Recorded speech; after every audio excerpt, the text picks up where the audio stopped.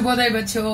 देखिए बच्चों, प्रवेशिका पाठ्य पुस्तक 3 देखिए థర్డ్ పేపర్ అమ్మా। ఈ థర్డ్ పేపర్ లో కూడా ఒక పాఠం చెప్పుకున్నాం। ఇంతకు ముందు మనం ఫస్ట్ పేపర్ లో ఒకటి, సెకండ్ పేపర్ లో ఒకటి చెప్పుకున్నాం కదా। అలాగే ఫస్ట్ ది निबंध।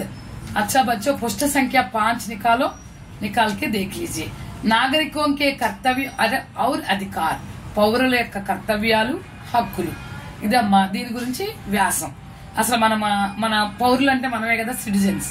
మనకి ఏవి కర్తవ్యాలు ఉన్నాయి, ఏవి హక్కులు ఉన్నాయి, ఏవి బాధ్యతలు ఉన్నాయి, ఏం విధులు ఉన్నాయి అనేది మనం ఇందులో తెలుసుకుంటాం అన్నమాట। దేఖియే నిబంధన అనేసరికి మనం కొన్ని సైడ్ హెడింగ్లు పెడతాం కదా, అలాగే ఇక్కడ కూడా పెట్టున్నాయి చూడండి। భూమిక అంటే ప్రస్తావన అని కూడా చెప్పుకోవచ్చు। మనిషి ఏక్ సామాజిక ప్రాణి హై। మనిషి అనేవాడు సామాజిక ప్రాణి కదా, సమాజం లేదే మనిషి లేడు, మనిషి ఒక్కడే జీవించలేడు కదా, అందుకని సామాజిక ప్రాణి అంటారు। उसे नियमबद्ध समाज में रहना पड़ता है जो बाद में एक राष्ट्र के रूप में परिणत हो जाता है। ఇతను ఒక నియమబద్ధమైన సమాజంలో మెలగాలి కదా। అన్ని అంటే ఇచ్చలవిడిగా ఉంటాం కానీ అలా పనికిరాదు। సమాజంలో ఉన్నప్పుడు సమాజ పరిస్థితులకు అనుగుణంగానే మనం ప్రవర్తించాలి, ఉండాలి। ఏక్ అచ్చా రాష్ట్ర उसे शांति, समृद्धि, अधिकार, सुरक्षा, विद्या, नौकरी और विचारों की अभिव्यक्ति की स्वतंत्रता देता है। ఒక మంచి దేశంలో అతను పౌరుడిగా ఉన్నప్పుడు శాంతి, సమృద్ధి, హక్కులు, ఆయన రక్ష, విద్య, ఉద్యోగాలు, తర్వాత అభిప్రాయాలను చక్కగా వెలిబుచ్చుకోవడం, ఇవన్నీ కూడా వీటన్నిటికీ స్వతంత్రం ఉంటుందన్నమాట। वे सब उनके विकास में योगदान देते हैं।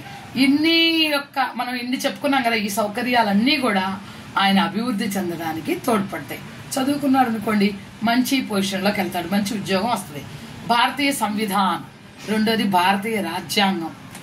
చూడండి, భారత్ के संविधान में प्रजा को अनेक अधिकार प्रदान किए गए हैं। భారత రాజ్యాంగంలో ప్రజలందరికీ కూడా చాలా హక్కులు ఇవ్వబడింది। पर ये अधिकार आबाद नहीं है, अधिकार में ही कर्तव्य समाविष्ट है।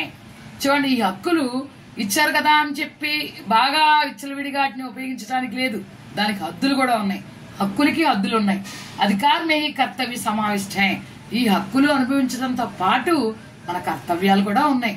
దోనో కర్తవ్య और अधिकार అన్యోన్యాశ్రిత హై, ఇవి ఒకదాని మీద ఒకటే ఆధారపడి ఉన్నాయి। ఏక్ దూసరే కే పూరక్ హై, ఒకదానికోటి పూరించుకుంటూ ఉంటాయి అన్నమాట। अरस्तू के अनुसार नागरिक की पहली योग्यता उसके शासन करने की क्षमता और क्रमशः शासित होने में है। అరస్తు ఏం చెప్పాడు అంటే, పౌరుడు అంటే పరిపాలించడమే కాదు, పరిపాలింపబడేటట్టుగా కూడా ఉండాలి। సచ్చా నాగరిక్ వహై, నిజమైన పౌరుడు ఎవరంటే జిస్మే బుద్ధి హో, అతనిలో తెలివి ఉండాలి, ఆత్మ నియంత్రణ హో, సెల్ఫ్ కంట్రోల్ ఉండాలి, और सच्ची चेतना हो, నిజమైన చైతన్యం ఉండాలి। अपने कर्तव्यों का प्रयोग करने के लिए नागरिक को इन गुणों से भरा पूरा होना जरूरी है। చూడండి, తమ కర్తవ్యాలను పూర్తి చేసుకోవాలి అంటే పౌరుడికి ఈ గుణాలన్నీ నిండి ఉండాలి। స్వార్థత और दलबंदी सच्चे नागरिक बनने में बाधा पहुंचते हैं। ఎవరైతే స్వార్థంతో జీవిస్తారో వాళ్ళు నిజమైన పౌరులు కానే కాదు। కాబట్టి నిజమైన పౌరులు ఎలా ఉండాలి అంటే నిస్వార్థంగా ఉండాలి। यदि एक नागरिक दुर्गुणों को अपनावे तो अपने राष्ट्र के प्रति कर्तव्यपरायण नहीं रह सकता। ఒక పౌరుడు ఏమైనా చెడ్డ వ్యసనాలకు గురయ్యాడు అంటే దేశం పట్ల అతని కర్తవ్యాన్ని నిర్వర్తించట్లేదు అని అర్థం। నాగరికోं का कर्तव्य, మరి నాగరికులు పౌరులకి ఏం కర్తవ్యాలు ఉన్నాయి? ప్రత్యేక नागरिक को अपने राष्ट्र के प्रति वफादार और विनम्र रहना जरूरी है। ప్రతి పౌరుడు కూడా దేశం పట్ల నమ్మకాన్ని కలిగి ఉండాలి, వినయాన్ని కలిగి ఉండాలి। नागरिक का प्रथम कर्तव्य राष्ट्र के संविधान या कानून को मानना है और जहां कानून के खिलाफ कोई कार्य हो तो उसे रोकना भी है। అసలు నాగరికుడి యొక్క కర్తవ్యం ఏంటి? పౌరుడి యొక్క ప్రథమ కర్తవ్యం ఏంటంటే దేశాన్ని గౌరవించటం, రాజ్యాంగాన్ని గౌరవించటం, అలాగే చట్టాన్ని గౌరవించటం। వీటికి వ్యతిరేకంగా ఎవరైనా వెళ్ళారు అంటే వాళ్ళని ఆపడం కూడా మన నాగరికులుగా మన కర్తవ్యం। శాంతి కో ఖాయం రఖనే మే ఉసే రాజ్య కి మదద్ కర్నీ హై, శాంతిని కాపాడటంలో దేశానికి సహాయం చేయాల్సిన అవసరం ప్రతి పౌరుడి మీద ఉంది। बाहर से देश पर आक्रमण हो तो समय की आवश्यकता को ख्याल में रखकर उसे अपना सब कुछ त्याग करना है। ఒకవేళ బయట దేశస్తులు ఎవరైనా మన దేశం మీద ఆక్రమణ చేసినప్పుడు మనం ప్రతిదీ త్యాగం చేయాల్సిందే। మన దగ్గర ఉన్న డబ్బు అన్ని కూడా అన్ని इच्छेयाल्సిన పరిస్థితి। संविधान की 22वीं धारा के संशोधन के रूप में नागरिकों के 10 कर्तव्यों को यूं घोषित किया गया है और उन्हें मूल कर्तव्य भी ठहराया गया है। वे हैं చూడండి సంవిధానంలో ఉన్న 42వ పారాగ్రాఫ్ అనుసారంగా అనుచ్ఛేద అనుసారంగా నాగరికి 10 కర్తవ్యాలు ఇచ్చారన్నమాట, 10 బాధ్యతలు ప్రతి పౌరుడికి। ఏంటి ఆ బాధ్యతలు? संस्थाओं का मान रखना है, वैसे ही राष्ट्रीय झंडे और राष्ट्रगीत का भी मान रखना है।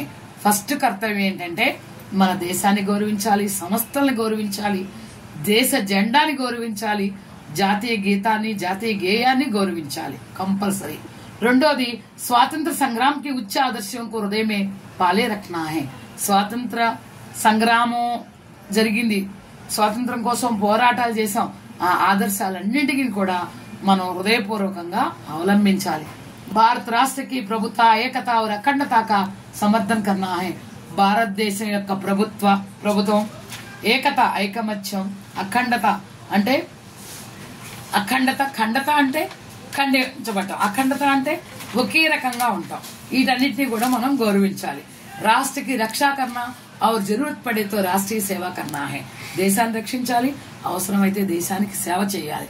ఆమ్ భాయిచారే की भावना को देश में प्रोत्साहन देना है। మనందరం సోదరులమే అనే భావన దేశాల్లో ప్రోత్సహింపజేయాలి। రాష్ట్ర की सामाजिक संस्कृति की परंपरा का పరిరక్షణ करना है। మన దేశానికి ఒక సంస్కృతి ఉంది, ఒక నాగరికత ఉంది, దాన్ని మనం గౌరవించాలి।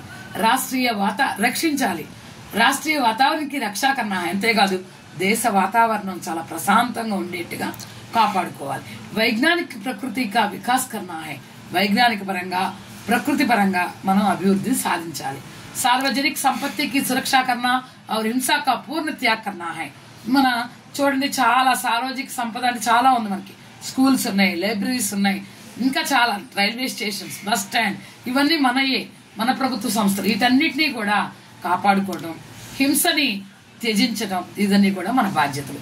सब वैयक्तिक तथा समवेत कार्यकलापों में उत्तमता लाने का प्रयत्न करना है।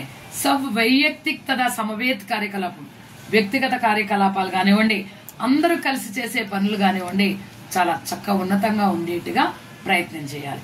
ఉపసంహారం అంటే ముగింపమ్మ, ఏ నిబంధన రాసినా ఈ విధంగా రాయాలన్నమాట। చూడండి, भारत की सामाजिक और राजनीतिक संस्थाओं की बनावट सही तौर पर समझने से हम क्रियाशील और बुद्धिमान नागरिक बन सकते हैं। అసలు మనం ముందు మంచి తెలివిగల పౌరులుగా ఎప్పుడవుతాం?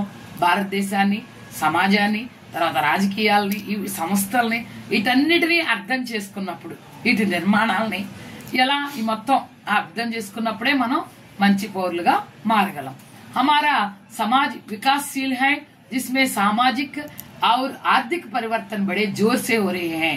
మన సమాజం రోజు రోజుకి డెవలప్ అవుతుంది కాబట్టి ఇందులో సమాజ పరంగా కానివ్వండి, ఆర్థిక పరంగా కానివ్వండి, రోజు రోజుకి జోర్సే వరే చాలా చాలా చాలా విపరీతంగా డెవలప్ అయిపోతా ఉందన్నమాట దేశం। इन कर्तव्यों के अनुपालन से हम भारत माता का सच्चा अनुग्रह पाकर नागरिक बन सकते हैं। మరి ఈ కర్తవ్యాలన్నీ గనక మనం గుర్తుపెట్టుకుని చక్కగా వాటిని అనుసరించినట్లయితే మనం భారత మాతకి నిజంగా చాలా చక్కటి పౌరులుగా మారగలం। अच्छा बच्चों, धन्यवाद।